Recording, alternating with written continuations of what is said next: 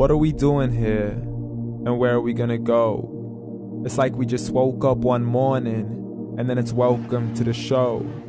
Don't ask any questions, just go with the flow. Make as much money as you can, and try your best not to get broke.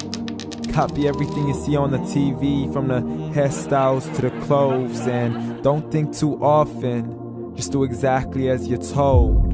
And if you ever get confused, then just turn towards the alcohol. You'll still hear your thoughts, then just turn up the radio as you learn to live a lifestyle of drugs, sex, and rock and roll. But in all honesty, I just need to know, is there more to the cycle than growing and getting old? Living and dying just to leave behind a happy home and a whole lot of property that somebody else is going to own. I just really need to know before the casket's closed, 'cause I'm not willing to gamble with my soul, nor am I ready to take any chances. These are just simple life questions, and I'm just searching for some answers. Like, what are we doing here? And what is our purpose? How did we get here, and who made us so perfect? And what happens once we go, or is this world all really worth it? Questions we don't answer because apparently we don't really have to. There's no purpose to this life and our existence is merely natural. Then in that case, please let me ask you, did you create yourself, or was it somebody else who had fashioned you? 'Cause you're a being that's impeccable, faultless and unparalleled. You're a product of supreme intelligence, and I'm merely being rational. For there isn't a camera on this earth that can come close to the human eye, nor a computer that can compete alongside the human mind. And if the whole world was to come together, we wouldn't be able to create a single fly. So many signs, yet we still deny.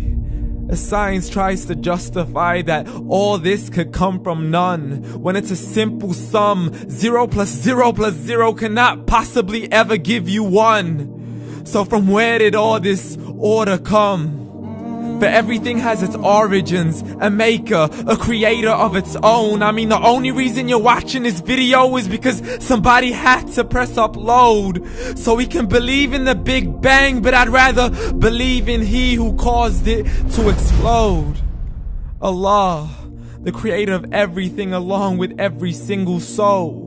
The ever-living, the master, the only one who is in control. Unlike his creation, beyond our imagination. And no, he's not a man, nor does he have any partners in association. He's on his own. And no, he did not ever leave us alone. Just like every manufacturer, he left us with an instruction manual. The Quran and Islam, and I'm sorry to jump to conclusions, but it's the only one possible. The only definition of God is the one and only supreme being. It's logical, a book with 0 contradictions, with miracles that are both scientific and historical, all revealed over 1400 years ago. Like the detailed description of the human embryo. The descriptions of the human embryo in the Quran cannot be based on scientific knowledge in the 7th century. To the mountains as pegs holding firm the earth below, and the 2 seas that don't mix in a complete separate flow. To the planets in orbit, alternating night and day as they stay in flow. The expansion of the universe and the creation of everything from H2O. To the stories of the past and the preservation of Pharaoh. To identifying the lowest point in the land where Persia defeated Rome. The gushing fluid that created man in the glands between the ribs and the backbone. And not a word has changed, it's still the same. So please explain how all this was known over 1400 years ago. To a man who couldn't read or write as he would recite whatever the angels spoke. And if you still don't believe, please try to come up with something that's even close. But you can't, so we took God as a mockery and his messengers as a joke. Muhammad could not read or write.